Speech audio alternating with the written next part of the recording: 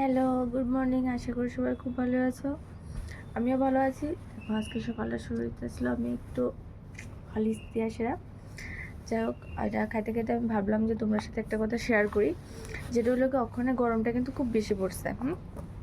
গরম মানে খুবই গরম। গরমের সাথে যে তাপমাত্রাটা, সূর্যের আলোটা, এটা কিন্তু খুব একটা ভালো না।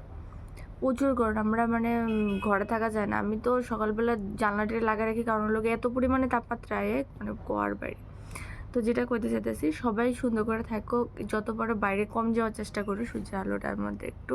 মোটামুটি তোমার ওই 11টা থেকে 3টা অবধি এই টাইমটা খুবই খারাপ।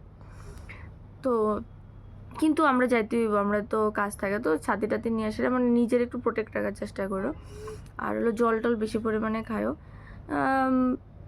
যদি পারো তো একটু পরিমাণ মতো চিনি আর লবণ মিক্স করে সেটা জলের মধ্যে ওইটাও খাইতে পারো বারবার করে সেটা।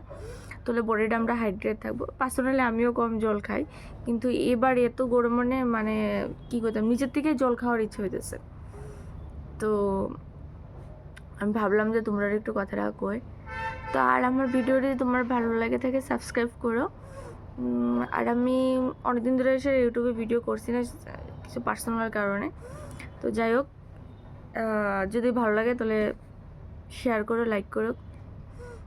আর তোমরা কেমন আছো জানাইও আমারে কমেন্ট করে সেটা। এতটুকুই, বাই।